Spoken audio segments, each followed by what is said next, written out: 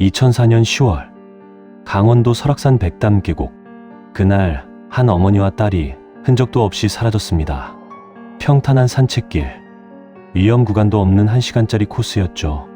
가방과 지갑 그리고 휴대폰도 민박집에 그대로 두고 그저 가벼운 산책이었습니다. 하지만 그들은 돌아오지 않았습니다. 2시간이 지나고 3시간이 지나고 밤이 되어도 소식이 없었습니다. 산은 즉시 봉쇄되었습니다. 경찰과 구조대, 수색견, 헬기까지 투입되었죠. 2주 동안 설악산 전체가 뒤집혔습니다. 그런데 옷 한 조각, 신발 한 짝조차 나오지 않았습니다. 마치 공기처럼 흔적 없이 증발해버린 것이었죠. 겨울이 오고 눈이 내리고 시간은 흘렀습니다. 사람들의 기억 속에서도 그들은 점점 잊혀졌습니다. 그런데 11개월 뒤 누구도 예상하지 못한 곳에서 한 물건이 발견됩니다. 그 안에는 모든 진실이 담겨 있었습니다. 평범한 산책로에서 대체 무슨 일이 벌어진 걸까요? 왜 아무런 흔적도 남기지 않고 사라졌을까요? 그리고 11개월 동안 진실은 어디에 숨어 있었을까요? 2004년 설악산 트레킹 모녀 실종 사건. 그날의 기록 속으로 들어가 보겠습니다. 당신이 기억하지 않는 순간 그들의 이야기는 세상에서 사라집니다. 여기는 남겨진 기억들입니다. 첫 번째 사건 기록. 가을 여행의 시작. 2004년 10월 중순 서울 강남구의 한 약국에서는 평소와 다름없는 하루가 흘러가고 있었습니다. 약국에 온 손님들에게 약을 조제해주고 복용법을 설명하는 일상이었죠. 이곳의 주인인 한미경 씨는 올해로 45살이었습니다. 약사로 일한 지 20년이 넘었고 약국을 연 지도 벌써 12년째였습니다. 한미경 씨는 꼼꼼하고 책임감 있는 성격으로 동네에서 신뢰받는 약사였습니다. 결혼 후에도 일을 계속했고 딸을 키우면서도 약국 운영을 멈추지 않았죠. 남편은 건축 설계사로 일했고 부부는 안정적인 중산층 가정을 꾸려왔습니다. 딸 한예린 씨는 올해 19이었습니다. 대학에 입학한 지 이제 겨우 6개월이 지났죠. 어릴 때부터 조용하고 내성적인 성격이었던 예린 씨는 대학 생활에 적응하는데 어려움을 겪고 있었습니다. 10월 어느 날 저녁, 약국 문을 닫고 집으로 돌아온 한미경 씨는 딸의 방문을 두드렸습니다. 어머니는 딸의 표정에서 무언가 힘들어하는 기색을 읽었습니다. 그녀는 딸에게 제안했습니다. 둘이서 짧은 여행을 떠나는 것이 어떻겠냐고요. 일상에서 벗어나 자연 속에서 시간을 보내면 마음도 한결 나아질 거라고 생각했죠. 목적지는 설악산으로 정했습니다. 10월 중순이면 단풍이 절정에 이르는 시기였습니다. 한미경 씨는 젊었을 때 몇 번 설악산을 다녀온 적이 있었습니다. 예린 씨에게도 그 아름다움을 보여주고 싶었죠. 계획은 간단했습니다. 1박 2일로 다녀오는 것이었습니다. 본격적인 등산이 아니라 가벼운 트레킹 정도로 생각했죠. 백담 계곡 쪽은 경치도 아름답고 비교적 평탄한 산책로가 많다고 들었습니다. 남편은 중요한 프로젝트 마감 때문에 함께할 수 없었습니다. 한미경 씨는 꼼꼼하게 준비를 시작했습니다. 전화로 백담 계곡 입구에 민박집을 예약했고 가벼운 여행 짐을 챙겼죠. 편한 운동화, 여벌 옷, 세면도구, 간단한 구급약품 등을 배낭에 넣었습니다. 새로 산 디지털 카메라도 챙겼습니다. 2004년 당시 디지털 카메라는 이제 막 대중화되기 시작한 시기였습니다. 300만 화소짜리 소형 카메라로 필름을 현상할 필요 없이 바로 사진을 볼 수 있다는 게 편리했죠. 휴대폰도 챙겼습니다. 2004년의 휴대폰은 지금과는 많이 달랐습니다. 통화와 문자 메시지가 주된 용도였고 배터리도 금방 닳았기 때문에 충전기를 꼭 챙겨야 했습니다. 10월 22일 금요일 아침, 출발 날이 밝았습니다. 한미경 씨는 약국 문을 하루 닫기로 했습니다. 남편이 차량으로 집 앞까지 배웅해 주었고 한미경 씨가 운전대를 잡았습니다. 오전 9시경 서울을 출발했습니다. 경춘고속도로를 타고 북쪽으로 향했죠. 차 안에서 모녀는 오랜만에 긴 대화를 나눴습니다. 학교 이야기, 친구 이야기, 장래 희망에 대한 이야기까지. 예린 씨는 처음에는 짧게 대답했지만 점점 마음을 열고 자신의 고민을 털어놓기 시작했습니다. 강원도로 접어들자 풍경이 달라졌습니다. 도시의 빌딩들이 사라지고 산과 계곡이 눈에 들어왔죠. 10월의 단풍이 절정을 이루고 있었습니다. 빨강, 노랑, 주황색으로 물든 산들이 햇살에 반짝였습니다. 정오가 조금 지나 인제군에 도착했습니다. 백담계곡 입구까지는 좁은 산길을 따라 들어가야 했습니다. 도로 양옆으로 단풍나무들이 터널을 이루고 있었죠. 차를 천천히 몰면서 한미경 씨도 주변 경치에 감탄을 금치 못했습니다. 두 번째 사건 기록. 백담계곡 민박집. 오후 1시경 모녀는 백담계곡 입구의 민박집에 도착했습니다. 예약했던 곳은 계곡에서 200m 정도 떨어진 2층짜리 건물이었습니다. 30년 넘게 이곳에서 민박집을 운영해온 58세의 여주인이 반갑게 맞아주었죠. 주인은 박경숙이라고 소개했습니다. 민박집은 깔끔했습니다. 2층 한쪽 끝에 있는 방을 배정받았는데 창문을 열면 계곡과 산이 한눈에 보였습니다. 방 안에는 이불과 베개, 작은 옷장, 그리고 TV가 놓여 있었죠. 화장실과 세면장은 복도에 공동으로 사용하는 형태였습니다. 2004년 당시 이런 민박집에서는 흔한 구조였습니다. 짐을 풀고 잠시 쉰 후 모녀는 주인에게 주변 정보를 물었습니다. 박경숙 씨는 이 일대를 손바닥 들여다보듯 알고 있었습니다. 30년을 살면서 산책로마다 수없이 걸어본 사람이었죠. 그녀는 친절하게 설명해 주었습니다. 내일 아침 일찍 나가시면 좋아요. 백담사까지 가는 길이 평탄해서 걷기 편하거든요. 박경숙 씨의 조언이었습니다. 백담사는 신라시대에 창건된 유서 깊은 절이었죠. 민박집에서 걸어서 1시간 정도 거리였습니다. 길이 잘 정비되어 있어서 누구나 쉽게 다녀올 수 있다고 했습니다. 한미경 씨는 고개를 끄덕이며 계획을 세웠습니다. 내일 아침 일찍 출발해서 백담사까지 다녀오는 것으로요. 시간이 남으면 주변을 더 둘러보고 오후에는 서울로 돌아가는 일정이었습니다. 오후에는 민박집 주변을 가볍게 산책했습니다. 계곡을 따라 난 오솔길을 걸으며 단풍을 감상했죠. 물소리가 청명하게 들렸고 공기는 상쾌했습니다. 예린 씨의 표정이 한결 밝아졌습니다. 서울에서의 스트레스가 조금씩 풀리는 것 같았죠. 한미경 씨는 가져온 디지털 카메라로 사진을 찍었습니다. 계곡 풍경, 단풍나무, 그리고 딸의 모습까지. 예린 씨도 어머니의 사진을 찍어주었습니다. 모녀가 함께 찍은 사진도 몇 장 남겼죠. 지나가던 다른 관광객에게 부탁해서 찍은 것이었습니다. 저녁 식사는 민박집에서 제공하는 것을 먹었습니다. 된장찌개와 나물 반찬들이 소박했지만 맛있었습니다. 박경숙 씨가 직접 담근 김치도 일품이었죠. 식사를 하면서 주인과 이런저런 이야기를 나눴습니다. 요즘 단풍 보러 오시는 분들이 많아요. 주말이라 더 붐빌 거예요. 박경숙 씨의 말이었습니다. 실제로 민박집에는 다른 손님들도 여럿 있었습니다. 대부분 가족 단위나 친구들끼리 온 사람들이었죠. 저녁 식사 후에는 방으로 돌아와 TV를 켰습니다. 2004년 10월에 저녁 뉴스가 나왔죠. 하지만 한미경 씨와 예린 씨는 뉴스에 크게 관심을 두지 않았습니다. 오히려 내일 일정에 대해 이야기를 나눴죠. 한미경 씨는 알람을 오전 6시로 맞춰두었습니다. 일찍 출발해서 아침 공기를 마시며 걷고 싶었거든요. 예린 씨도 동의했습니다. 밤 10시가 되자 두 사람은 잠자리에 들었습니다. 산속의 밤은 고요했습니다. 도시의 소음이 전혀 없었죠. 대신 계곡물 소리가 희미하게 들려왔습니다. 마치 자장가처럼 편안한 소리였습니다. 한미경 씨는 잠들기 전 남편에게 문자를 보냈습니다. 무사히 도착했다는 내용과 내일 저녁에 집에 도착할 거라는 내용이었죠. 남편에게서도 곧 답장이 왔습니다. 잘 쉬다 오라는 짧은 메시지였습니다. 예린 씨는 금방 잠들었습니다. 하루 종일 장거리 이동을 하고 산책까지 했더니 피곤했던 것이죠. 한미경 씨도 곧 눈을 감았습니다.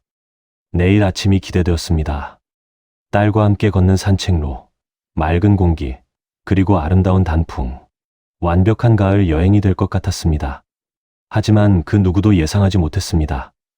그날 밤이 모녀가 평화롭게 보내는 마지막 밤이 될 줄은 말이죠. 세 번째 사건 기록. 아침 산책. 10월 23일 토요일 새벽. 알람이 울렸습니다.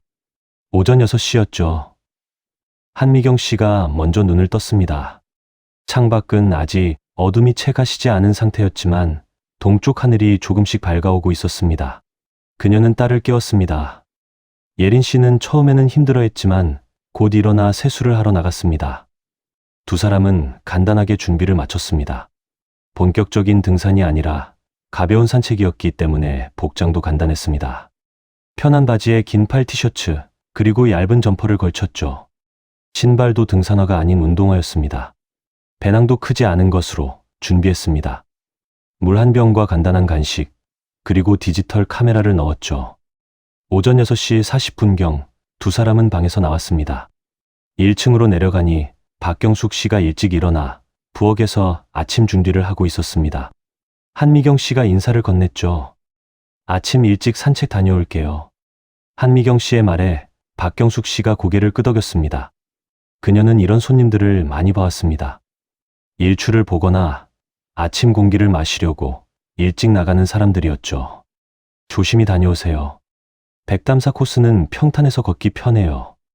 왕복 2시간이면 충분할 거예요. 박경숙 씨의 조언이었습니다.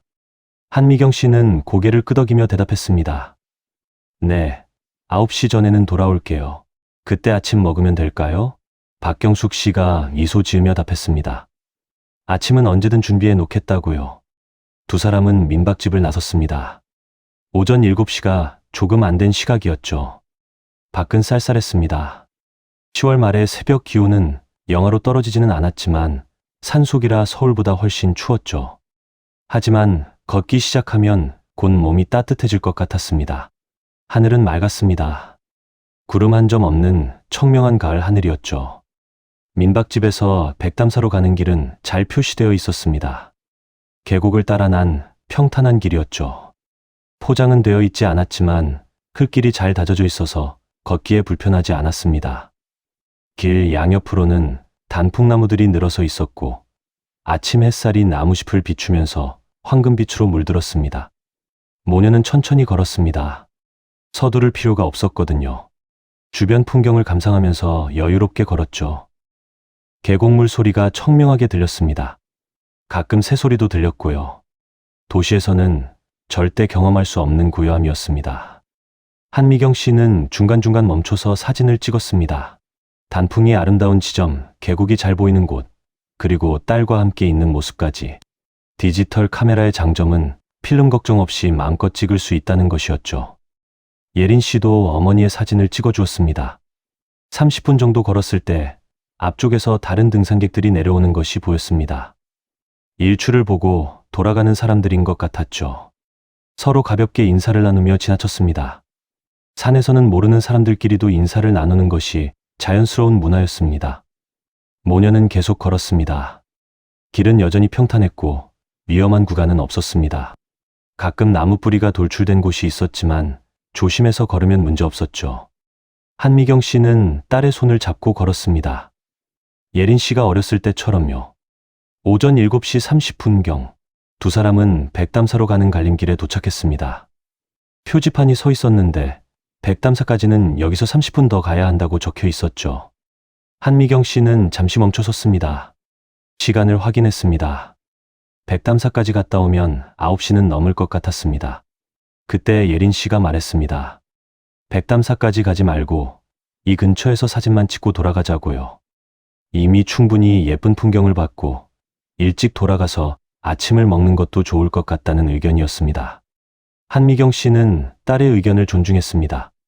굳이 백담사까지 갈 필요는 없다고 생각했죠. 두 사람은 갈림길 근처에서 사진을 몇 장 더 찍었습니다. 이번에는 다른 지나가는 등산객에게 부탁해서 모녀가 함께 있는 사진도 찍었습니다. 그 등산객은 50대로 보이는 남성이었는데 흔쾌히 사진을 찍어주었죠. 날씨 참 좋네요. 좋은 하루 되세요. 그 남성이 카메라를 돌려주며 말했습니다. 한미경 씨가 고맙다고 인사했습니다. 사진을 다 찍고 나서 한미경 씨는 시계를 다시 확인했습니다. 오전 7시 50분이었습니다. 이제 돌아가면 9시 전에 민박집에 도착할 수 있을 것 같았습니다. 두 사람은 왔던 길을 되돌아가기 시작했습니다. 오전 8시, 모녀는 산책로를 따라 천천히 내려가고 있었습니다. 아침 공기는 더욱 상쾌했고 햇살은 점점 따뜻해지고 있었죠. 이 시각 맞은편에서 올라오는 등산객들과 여러 차례 마주쳤습니다. 40대로 보이는 부부, 20대 젊은이 셋, 60대 노부부. 모두들 가볍게 인사를 나누며 스쳐 지나갔습니다. 안녕하세요. 좋은 아침이네요. 조심히 다녀오세요. 평범한 인사들이었습니다. 아무도 특별히 기억하지 못할 그런 스쳐가는 만남들이었죠.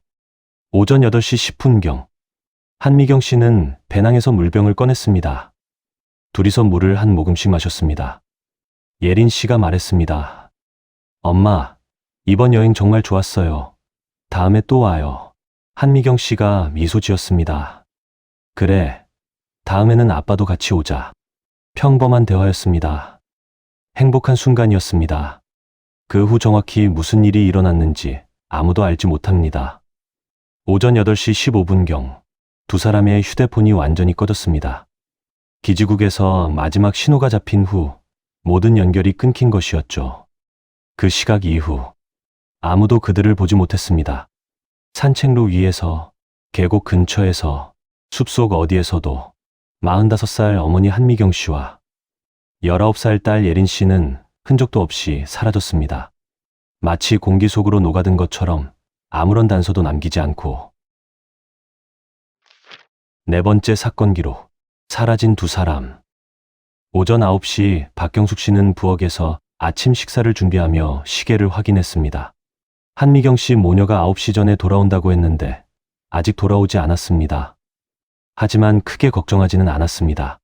산책을 하다 보면 예정보다 늦어지는 경우가 종종 있었거든요. 9시 30분이 되었습니다.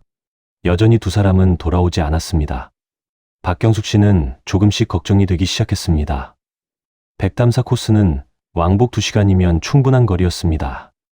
7시에 출발했으면 이미 돌아왔어야 정상이었죠. 10시가 되자 그녀는 더 이상 기다릴 수 없다고 판단했습니다. 민박집을 잠시 비우고 백담사 방향으로 걸어갔습니다. 혹시 길에서 다리를 다치거나 쉬고 있을지도 모른다고 생각했죠. 30분 정도 걸어 올라갔지만 한미경 씨 모녀의 모습은 보이지 않았습니다. 오히려 다른 등산객들만 마주쳤을 뿐이죠. 박경숙 씨는 지나가는 사람들에게 물어봤습니다. 혹시 모녀 두 분 보셨어요? 중년 여성분이랑 젊은 여학생인데, 하지만 대부분 기억하지 못했습니다.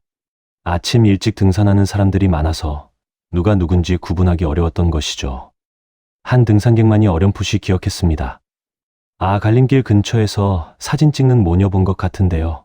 8시쯤이었나. 박경숙 씨는 불안한 마음으로 민박집으로 돌아왔습니다. 10시 40분경이었습니다. 그녀는 즉시 한미경 씨의 방으로 올라갔습니다. 문을 두드렸지만 대답이 없었죠. 조심스럽게 문을 열어보니 방은 비어 있었습니다. 여행 가방이 그대로 펼쳐져 있었습니다. 세면 도구가 세면대에 놓여 있었고 충전기가 콘센트에 꽂혀 있었습니다. 지갑도 그대로였습니다. 박경숙 씨는 한미경 씨에게 전화를 걸어보기로 했습니다. 체크인할 때 받아둔 휴대폰 번호가 있었거든요. 하지만 전화는 연결되지 않았습니다.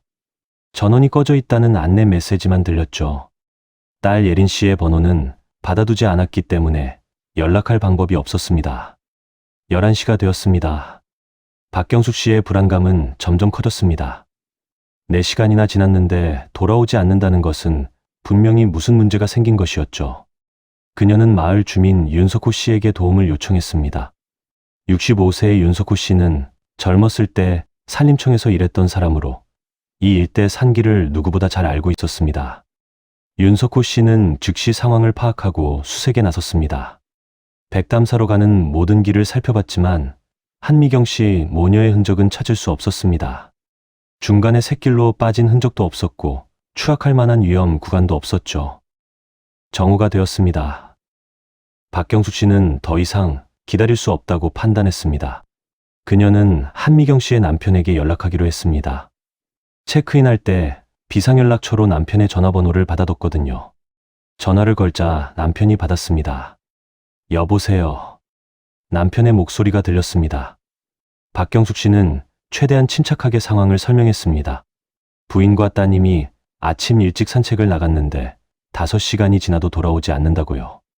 전화도 연결되지 않고 주변을 수색해봐도 찾을 수 없다고 말했습니다. 남편은 처음에는 상황을 제대로 이해하지 못했습니다. 단순히 늦어지는 것일 수도 있다고 생각했죠. 하지만 박경숙 씨가 자세히 설명하자 심각성을 깨달았습니다. 지금 바로 출발하겠습니다. 그의 목소리가 떨렸습니다. 오후 1시 박경숙 씨와 윤석호 씨는 다시 한번 수색에 나섰습니다. 이번에는 백담사 방향뿐만 아니라 다른 방향의 산책로도 확인했습니다. 혹시 두 사람이 길을 잘못 들어서 다른 곳으로 갔을 가능성도 있었거든요. 하지만 여전히 아무런 흔적도 찾을 수 없었습니다. 오후 2시 박경숙 씨는 경찰에 신고하기로 결정했습니다. 이미 7시간이나 지났고 모든 가능한 장소를 수색해봐도 찾을 수 없었죠. 그녀는 인제 경찰서에 전화를 걸어 상황을 설명했습니다. 경찰은 즉시 출동하겠다고 했습니다. 오후 2시 30분 경찰이 민박집에 도착했습니다. 2명의 경찰관이었는데 그중 1명은 이 지역을 담당하는 지구대 소속이었고 다른 1명은 형사였습니다. 형사의 이름은 최동욱 씨였고 39세로 강력계에서 8년간 근무한 베테랑이었죠. 최동욱 형사는 박경숙 씨에게 자세한 상황을 물었습니다. 두 사람이 언제 출발했는지, 어떤 복장이었는지, 어디로 갔다고 했는지, 마지막으로 본 시각은 언제인지 등을 꼼꼼히 확인했습니다. 박경숙 씨는 기억나는 대로 모두 설명했습니다. 최동욱 형사는 한미경 씨의 방도 확인했습니다. 여행 가방이 그대로 남아 있었고 귀중품들도 있었습니다. 지갑, 신분증, 차 열쇠까지. 이것은 두 사람이 정말로 짧은 산책만 하려고 했다는 것을 의미했죠. 만약 계획적으로 사라진 것이라면 귀중품을 가져갔을 테니까요. 최동욱 형사는 방 안을 더 살펴봤습니다. 옷장 안의 옷들, 세면대의 화장품들, 침대 위의 책, 모든 것이 평범했습니다. 다음 날 돌아갈 준비를 하고 있던 평범한 여행자의 모습이었습니다. 오후 3시 본격적인 수색이 시작되었습니다. 인제 경찰서에서 추가 인력이 투입되었고 소방서에도 협조 요청이 들어갔습니다. 산악구조대원 5명도 출동했죠. 총 15명의 인력이 백담 계곡 일대를 수색하기 시작했습니다. 수색팀은 백담사로 가는 주요 산책로를 중심으로 샅샅이 뒤졌습니다. 혹시 길에서 벗어나 계곡으로 떨어졌을 가능성도 염두에 두고 계곡 주변도 확인했죠. 하지만 아무런 흔적도 발견되지 않았습니다. 옷 조각도 소지품도 발자국도 없었습니다. 오후 4시 30분 한미경 씨의 남편이 민박집에 도착했습니다. 그는 서울에서 3시간을 쉬지 않고 운전해서 온 것이었죠. 차에서 내린 그의 얼굴에는 걱정과 불안이 가득했습니다. 최동욱 형사가 그를 맞았고 현재까지의 수색 상황을 설명했습니다. 남편은 고개를 끄덕이며 들었지만 그의 손은 계속 떨리고 있었습니다. 아내 방 좀 봐도 될까요? 남편이 조심스럽게 물었습니다. 최동욱 형사가 안내했습니다. 남편은 2층 방으로 올라갔습니다. 문을 열고 들어서는 순간 그는 멈춰섰습니다. 여행 가방이 펼쳐져 있었고 아내가 어제 입었던 옷이 옷걸이에 걸려 있었습니다. 세면대에는 아내의 화장품이 가지런히 놓여 있었죠. 남편은 천천히 방 안으로 들어갔습니다. 침대 옆 탁자 위에 충전기가 놓여 있었습니다. 아내의 향수 냄새가 희미하게 남아 있었습니다. 그는 아내의 옷을 만져봤습니다. 어제 저녁에 입었던 옷이었습니다. 아직도 따뜻한 것 같은 느낌이 들었죠. 창문 밖으로 산이 보였습니다. 아내와 딸이 오늘 아침 저 산으로 걸어 들어갔습니다. 그리고 돌아오지 않았습니다. 남편은 주머니에서 휴대폰을 꺼냈습니다. 아내의 번호를 눌렀습니다. 신호음이 울렸습니다. 하지만 연결되지 않았습니다. 고객님이 전화를 받을 수 없습니다. 기계음이 들렸습니다. 남편은 딸의 번호로도 걸어봤습니다. 역시 마찬가지였습니다. 전원이 꺼져 있습니다. 그 순간 현실을 실감했습니다. 아내와 딸이 정말로 사라졌다는 것을. 남편은 침대에 주저앉았습니다. 손으로 얼굴을 감쌌습니다. 눈물이 나올 것 같았지만 참았습니다. 아직 포기할 수 없었습니다. 아직 하루도 지나지 않았고 분명 어딘가에 있을 것입니다. 그는 다시 일어섰습니다. 1층으로 내려가 최동욱 형사를 찾았습니다. 제가 할 수 있는 일이 있을까요? 수색에 저도 참여하고 싶습니다. 최동욱 형사가 고개를 저었습니다. 지금은 전문 인력이 수색 중입니다. 혹시 부인이나 따님이 돌아오실 수도 있으니 여기 계시는 게 좋겠습니다. 남편은 할 수 없이 고개를 끄덕였습니다. 오후 6시 해가 지기 시작했습니다. 산속은 금방 어두워졌죠. 수색팀은 손전등을 켜고 수색을 계속했지만 밤에는 효율이 크게 떨어졌습니다. 위험하기도 했고요. 최동욱 형사는 일단 오늘 수색은 여기까지 하고 내일 아침 일찍 다시 시작하기로 결정했습니다. 수색팀이 철수했습니다. 민박집은 고요해졌습니다. 남편은 민박집에 남기로 했습니다. 아내와 딸이 혹시라도 돌아올까 봐서였죠. 박경숙 씨가 저녁 식사를 권했지만 남편은 사양했습니다. 목구멍으로 음식이 넘어가지 않았습니다. 그는 2층 방으로 올라갔습니다. 아내가 묵었던 바로 그 방이었습니다. 창문을 열었습니다. 밤바람이 차갑게 들어왔습니다. 산은 어둠에 잠겨 있었습니다. 저 어둠 속 어딘가에 아내와 딸이 있는 건지, 혹시 다쳐서 추위에 떨고 있는 건 아닌지, 수없는 생각들이 머릿속을 스쳤습니다. 남편은 휴대폰을 꺼냈습니다. 다시 한번 아내에게 전화를 걸었습니다. 역시 연결되지 않았습니다. 그는 창가에 서서 밤새 산을 바라봤습니다. 한숨도 자지 못한 채 밤을 지새웠습니다. 10월 23일 토요일, 한미경 씨와 예린 씨 모녀는 완전히 사라졌습니다. 흔적도 없이 말이죠. 5번째 사건 기록. 확대되는 수색. 10월 24일 일요일 새벽 6시. 수색이 재개되었습니다. 전날보다 훨씬 많은 인력이 투입되었죠. 경찰 20명, 소방서 15명, 산악구조대 10명. 총 45명이 백담 계곡 일대로 출동했습니다. 수색견 3마리도 함께였습니다. 최동욱 형사는 수색 본부를 민박집에 설치했습니다. 백담사로 가는 주요 산책로를 1구역, 계곡 주변을 2구역, 산, 중턱 지역을 3구역으로 나눠 체계적으로 수색했습니다. 수색견들은 한미경 씨와 예린 씨가 입었던 옷의 냄새를 맡고 추적을 시작했습니다. 민박집에서 출발해서 백담사 방향으로 향했죠. 하지만 갈림길 지점에서 흔적이 끊겼습니다. 수색견들이 더 이상 전진하지 못하고 제자리를 맴돌았습니다. 오전 10시경 휴대폰 기지국 분석 결과가 나왔습니다. 경찰은 통신사에 협조 요청해서 마지막 신호 위치를 추적했습니다. 결과는 백담 계곡 일대였지만 정확한 지점을 특정하기는 어려웠죠. 2004년 당시 기술로는 반경 500m에서 1km 정도의 오차가 있었습니다. 마지막 신호 시각은 오전 8시 15분경이었습니다. 이 시각 이후로 두 휴대폰 모두 완전히 꺼졌습니다. 최동욱 형사는 여러 가설을 세웠습니다. 조난, 추락, 납치 가능성을 모두 검토했죠.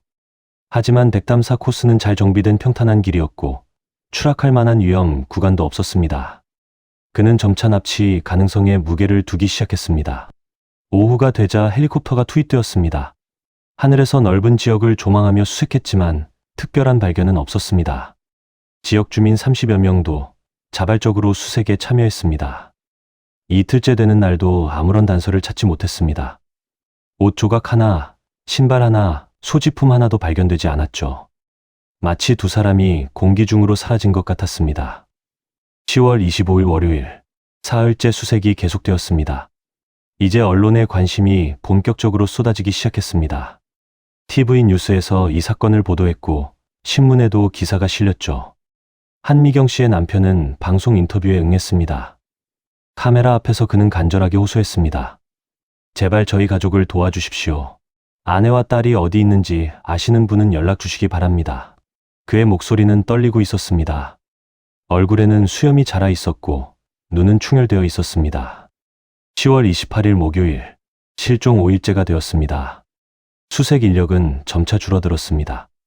백담 계곡 전역을 여러 차례 수색했지만 성과가 없었기 때문이었죠. 소방서와 산악구조대는 철수했고 경찰 인력만 남아서 수색을 계속했습니다.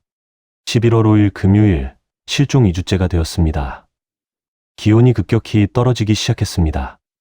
밤에는 영하로 내려가는 날도 있었죠. 만약 두 사람이 산속 어딘가에 있다면 이 추위를 견디기 어려울 것이었습니다. 경찰은 수색 방향을 조정했습니다. 단순 조난보다는 납치나 범죄 가능성에 무게를 두기 시작했죠. 실종 당일 백담계곡 일대에 있었던 모든 사람들의 행적을 조사했습니다. 하지만 CCTV가 없는 산속이었기 때문에 조사에 한계가 있었습니다. 최동욱 형사는 한미경 씨의 생활을 조사했습니다. 금전 문제나 인간관계에서 특이한 점이 있는지 확인했죠. 하지만 그녀는 성실하고 모범적인 생활을 해온 사람이었습니다. 빚도 없었고 갈등 관계에 있는 사람도 없었습니다.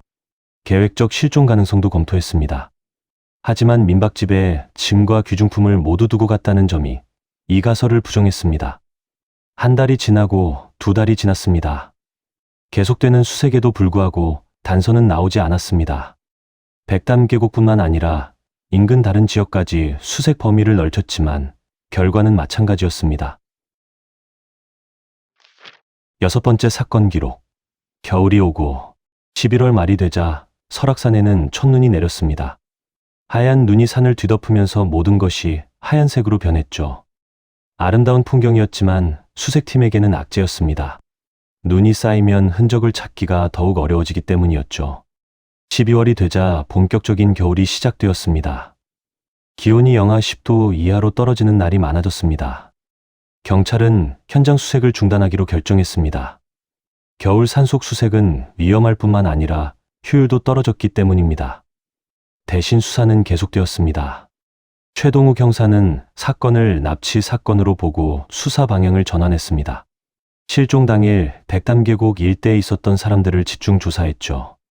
민박집 투숙객 명단, 주차된 차량 번호, 인근 상점에서의 목격담 등을 수집했습니다.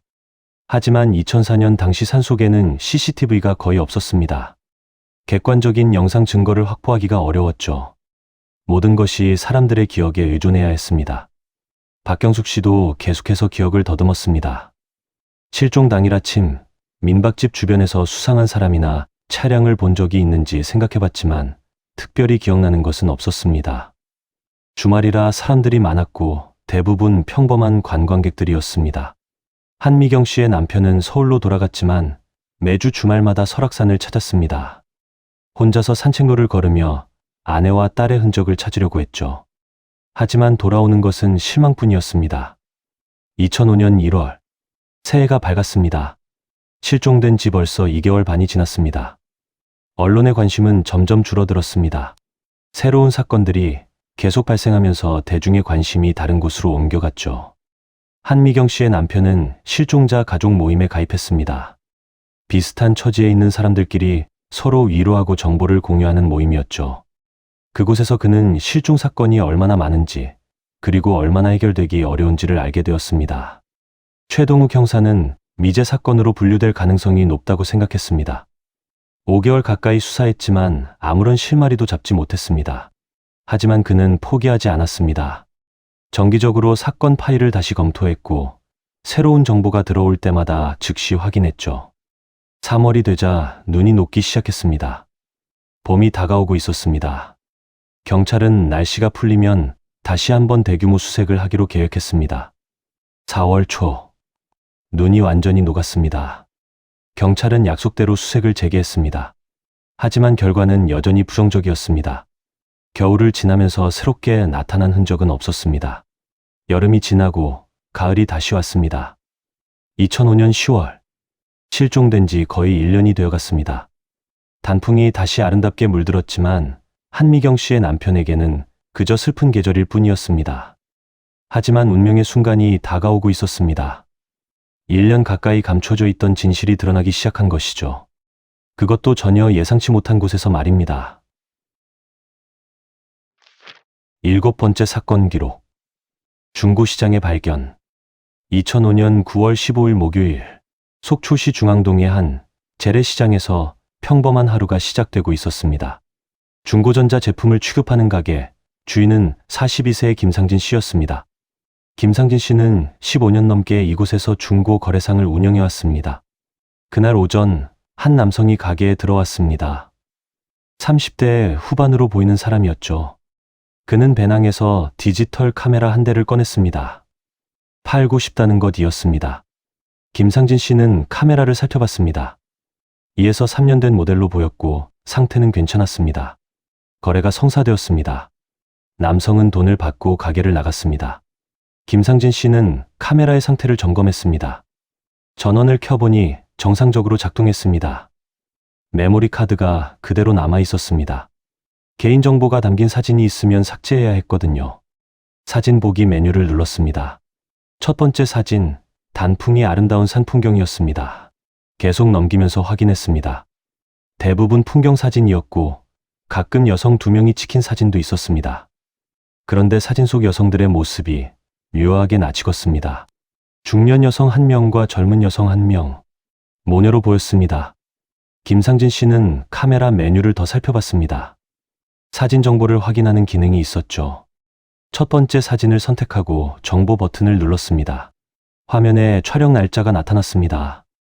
2004년 10월 23일 오전 7시 32분. 김상진 씨는 숨이 멎는 것 같았습니다. 다른 사진들도 확인해 봤습니다. 모두 같은 날 오전 7시에서 8시 사이에 찍힌 사진들이었습니다. 작년 10월 설악산 실종 사건, 그 사건이 떠올랐습니다. 설악산에서 모녀가 실종되었다는 뉴스, 큰 화제가 되었던 사건이었죠. 김상진 씨는 급히 컴퓨터로 뉴스 기사를 검색했습니다. 2004년 10월 23일 강원도 인제군 설악산 백담 계곡에서 모녀 2명이 실종되었습니다. 날짜가 정확히 일치했습니다. 기사 속 사진과 카메라 속 사진을 비교했습니다. 같은 사람들이었습니다. 한미경 씨와 예린 씨, 45세 중년 여성과 19세 젊은 여성, 모녀 관계, 모두 맞아떨어졌습니다. 마지막 사진, 갈림길 표지판 앞에서 찍은 것. 촬영 시가 오전 7시 58분. 이것이 마지막이었습니다. 그 이후의 사진은 없었습니다. 김상진 씨는 떨리는 손으로 전화기를 집어들었습니다. 오전 11시경 속초경찰서에 전화를 걸었습니다. 작년에 설악산에서 실종된 모녀 사건 아시죠? 그 사람들의 카메라를 제가 발견한 것 같습니다. 경찰은 즉시 출동하겠다고 했습니다. 30분 후 형사 2명이 가게에 도착했습니다. 그중 1명이 최동욱 형사였습니다. 11개월 동안 이 사건을 맡아왔던 그에게 드디어 실마리가 잡힌 것이었죠. 김상진 씨는 오전에 있었던 일을 처음부터 끝까지 설명했습니다. 최동욱 형사는 카메라를 직접 확인했습니다. 백담 계곡의 풍경, 단풍나무들, 계곡, 산책로, 실종 당일 아침에 찍힌 사진들이었습니다. 한미경 씨와 예린 씨가 함께 찍은 사진도 여러 장, 밝게 웃는 얼굴들이었습니다. 사진 정보도 확인했습니다. 2004년 10월 23일 오전 7시 32분부터 7시 58분까지 정확히 실종 당일, 실종되기 직전 30분 동안 찍힌 사진들이었죠. 최동욱 형사는 카메라를 팔러 온 남성에 대해 물었습니다. 30대 후반, 키 170cm 정도, 검은색 점퍼, 신분증 확인은 하지 않았습니다. CCTV는 있습니까? 김상진 씨가 고개를 끄덕였습니다. 가게 입구에 있다고 했습니다. 최동욱 형사는 즉시 CCTV 영상을 확보했습니다. 화질은 좋지 않았지만 남성의 얼굴과 체격이 대략 확인되었습니다. 카메라와 메모리 카드를 증거물로 압수했습니다. 정말 고맙습니다. 만약 신고하지 않으셨다면 이 중요한 단서는 영원히 사라졌을 겁니다.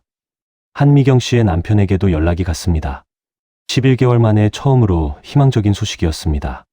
오후 3시 남편이 경찰서에 도착했습니다. 카메라를 보자 울음을 터뜨렸습니다. 분명히 아내가 가지고 갔던 카메라였습니다. 사진 속에는 아내와 딸의 행복한 모습이 담겨 있었죠. 실종되기 직전의 모습이었습니다. 남편은 사진들을 하나하나 넘기면서 봤습니다. 눈물이 멈추지 않았습니다. 마지막 사진, 갈림길 근처 2사람이 함께 웃고 있는 사진. 오전 7시 58분. 이것이 마지막이었습니다. 최동욱 형사는 남편을 위로했습니다. 반드시 진실을 밝혀내겠다고 약속했습니다. 8번째 사건 기록. 미궁 속으로 카메라가 발견된 후 수사는 새로운 국면을 맞이했습니다. CCTV 영상 속 남성의 신원을 파악하기 위해 총력을 기울였습니다. 하지만 영상 화질이 좋지 않았습니다. 2005년 당시 재래시장 CCTV는 저화질이 대부분이었죠. 영상을 캡처해서 속초 지역 전역에 배포했습니다. 하지만 제보는 쉽게 들어오지 않았습니다. 9월 말 2주가 지났지만 진전이 없었습니다. 10월 중순 첫 번째 실마리. 하지만 허탕이었습니다. 10월 말 또 다른 제보. 하지만 용의자는 이미 다른 지역으로 떠난 뒤였습니다. 11월 중순 돌파구가 생겼습니다. 속초 인근 건설 현장 인부가 경찰에 제보했습니다. 자신의 동료가 CCTV 속 인물과 닮았다는 것이었죠. 43세의 박진수 씨였습니다. 경찰은 신중하게 접근했습니다. 박진수 씨의 행적을 추적했고 작년 10월 23일 당일 그가 어디에 있었는지 조사했죠. 11월 말 결정적 증언이 나왔습니다. 당시 백담 계곡 인근에서 박진수 씨를 목격한 주민이 있었습니다. 산나물을 채취하던 모습. 그가 사건 당일 현장 근처에 있었다는 것을 의미했습니다. 12월 5일 경찰은 박진수 씨를 임의동행 요청했습니다. 속초해과 쪽방촌에 살고 있었습니다. 조사 시에서 최동욱 형사는 카메라에 대해 물었습니다. 박진수 씨는 부인했습니다. 그런 카메라를 판 적이 없다고 했죠. CCTV 영상을 보여줘도 확실하지 않다며 발뺌했습니다. 작년 10월 23일 어디에 있었냐는 질문에도 기억나지 않는다고 답했습니다. 경찰은 압박했습니다. 목격자가 있다는 사실을 알렸습니다. 박진수 씨는 태도가 흔들렸지만 여전히 부인했습니다. 12월 중순 수사는 교착 상태에 빠졌습니다. 용의자는 거의 확실했지만 결정적 증거가 부족했습니다. 압수수색영장을 신청했지만 법원에서 증거 불충분으로 기각했습니다. 12월 말부터 경찰은 박진수 씨를 집중 감시하기 시작했습니다. 그의 일상을 추적했고 주기적으로 출두 요청을 했습니다. 같은 질문을 반복했죠. 2006년 1월 새해가 밝았습니다. 실종된 지 15개월이 지났습니다. 1월 말 박진수 씨가 작년 11월경 갑자기 돈을 쓴 흔적이 발견되었습니다. 2월 중순 압수수색 영장이 다시 승인되었습니다. 박진수 씨의 쪽방을 수색했지만 아무것도 발견되지 않았습니다. 하지만 경찰은 압박을 늦추지 않았습니다. 2월 말부터 박진수 씨의 태도가 변하기 시작했습니다. 초조한 기색으로 술을 마시는 날이 잦아졌습니다. 그리고 주변 사람들에게 이상한 말을 하기 시작했습니다. 자신은 아무것도 안 했다고, 그냥 발견했을 뿐이라고, 아무도 묻지 않았는데 스스로 변명하는 모습이었습니다. 3월 심리적 압박은 계속되었습니다. 박진수 씨는 점점 지쳐갔습니다. 3월 중순 한미경 씨의 남편은 더 이상 버틸 수 없었습니다. 6개월 넘게 수사를 지켜봤지만 진전이 없었습니다. 그는 최동욱 형사를 찾아가 간절하게 말했습니다. 적어도 아내와 딸이 어디 있는지라도 알고 싶다고요. 최동욱 형사는 고개를 숙였습니다. 용의자를 알면서도 유해조차 찾지 못하는 현실이 괴로웠습니다. 그는 박진수 씨를 다시 한번 조사하기로 결심했습니다. 3월 말 박진수 씨가 다시 경찰서로 불려왔습니다. 최동욱 형사는 이번에는 설득 방식으로 접근했습니다. 6개월 동안의 조사, 주변 사람들의 눈치, 잠 못 이루는 밤들. 박진수 씨도 힘들었을 것이라고 먼저 말을 건넸습니다. 진실을 말하면 형량이 줄어들 수 있고 유족에게 최소한의 위로가 될 수 있다고 설득했죠. 적어도 어디 있는지라도 알려주십시오. 가족이 기다리고 있습니다. 최동욱 형사가 말했습니다. 박진수 씨는 오랜 침묵 끝에 입을 열었습니다. 그날 아침 산나물을 채취하고 있었다고 시작했습니다. 불법이지만 생계를 위해서였다고 했죠. 두 여성을 봤다고 했습니다. 수속에 쓰러져 있었다고요. 처음에는 넘어진 줄 알았지만 가까이 가보니 숨을 쉬지 않고 있었다고 했습니다. 신고하지 않은 이유를 물었습니다. 박진수 씨는 무서웠다고 답했습니다. 불법 채취 현장이 들킬까봐. 그리고 이미 사망한 상태였으니 자신이 할 수 있는 일이 없다고 생각했다고 했습니다. 카메라는 왜 가져갔냐는 질문에 현장 근처에 떨어져 있었고 돈이 될 것 같아서 가져갔다고 답했습니다. 잘못했다고 했습니다. 유해가 어디 있냐고 물었습니다. 박진수 씨는 말하겠다고 했습니다. 그곳으로 안내하겠다고 했죠. 4월 초 박진수 씨의 안내로 경찰이 백담 계곡으로 향했습니다. 산책로에서 50m 떨어진 숲속 얕게 묻힌 유해 두 구가 발견되었습니다. 국과수 부검 결과 한미경 씨와 예린 씨로 확인되었습니다. 17개월 만이었습니다. 사인은 질식사로 추정되었지만 정확한 판단은 어려웠습니다. 4월 중순, 남편은 국과수에서 유해 확인 연락을 받았습니다. DNA 검사 결과 아내와 딸로 확인되었다고 했습니다. 그는 차를 몰고 국과수로 향했습니다. 심장이 쿵쾅거리고 손이 떨려 핸들을 더욱 꽉 쥐었습니다. 실종된 지 17개월 만이었습니다. 그리고 드디어 찾았습니다. 하지만 이렇게 찾고 싶지 않았습니다. 국과수 영안실. 차가운 공기가 그를 맞았습니다. 담당자가 안내했고 그는 천천히 아내와 딸을 확인하러 걸어갔습니다. 유해는 이미 안치되어 있었습니다. 그는 그 앞에 섰고 아내와 딸을 확인 후 무릎이 꺾였습니다. 바닥에 주저앉아 버리고 말았습니다. 미안해. 찾는데 너무 오래 걸렸어. 그가 말했습니다. 눈물이 흘렀습니다. 17개월 동안 참았던 눈물이었습니다. 이제 집에 가자.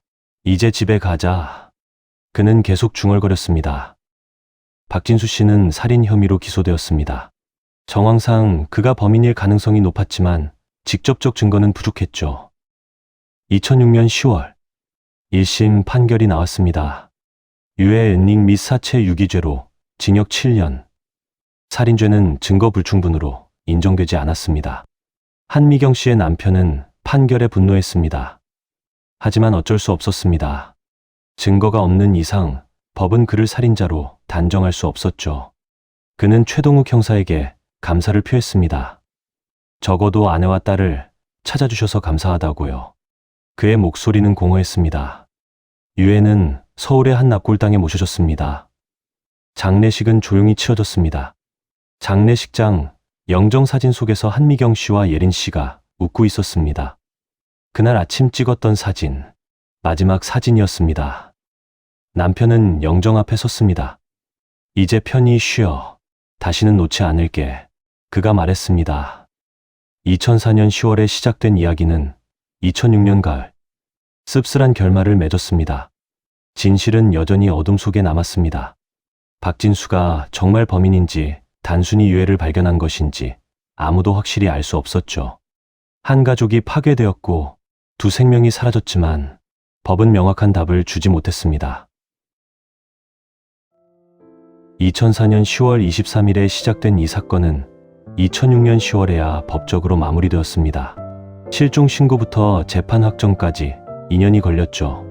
한미경 씨의 남편은 사건 이후 완전히 다른 사람이 되었습니다. 아내가 운영하던 약국은 다른 사람에게 양도했고 자신의 건축 설계 일도 줄였습니다. 주말마다 납골당을 찾아가는 것이 그의 새로운 일상이 되었죠. 박경숙 씨는 여전히 백담 계곡에서 민박집을 운영하고 있었습니다. 하지만 그 사건 이후로 손님들에게 안전수칙을 더욱 강조하게 되었습니다. 특히 소규모로 산책을 나가는 손님들에게는 반드시 동행할 사람을 권유했죠. 최동욱 형사는 이 사건을 해결한 후 진급했습니다. 하지만 그에게 이 사건은 단순한 성공 사례가 아니었습니다. 진실이 완전히 밝혀지지 않았다는 것이 늘 마음에 걸렸죠. 설악산 국립공원 관리소에서는 이 사건 이후 안전대책을 강화했습니다. 주요 산책로마다 비상벨을 설치했고 순찰 인력을 늘렸습니다. 소규모 등산객들에게 위치 추적기 대여 서비스도 시작했죠. 2004년 당시만 해도 산에서의 안전의식이 지금만큼 높지 않았습니다. 휴대폰은 있었지만 배터리가 약했고 산속에서는 전파도 잘 닿지 않았습니다. GPS 장비는 보급되지 않았고 산책로에 CCTV도 없었죠. 이 사건은 몇 가지 중요한 교훈을 남겼습니다. 아무리 짧은 산책이라도 안전에 대한 경계를 늦춰서는 안 된다는 것이었습니다. 소규모 그룹보다는 여러 사람이 함께 움직이는 것이 더 안전하다는 점도 확인되었죠. 또한 작은 증거라도 즉시 신고하는 것의 중요성이 드러났습니다. 김상진 씨가 카메라를 발견하고 바로 경찰에 신고하지 않았다면 이 사건은 영원히 미제로 남았을 수도 있습니다.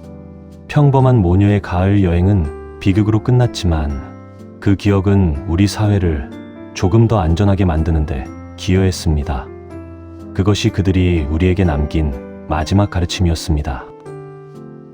당신의 관심이 잊혀진 이름들을 다시 세상에 남깁니다. 구독과 좋아요는 지워진 기억 위에 남겨지는 또 하나의 기록입니다. 여기는 남겨진 기억들입니다. 감사합니다.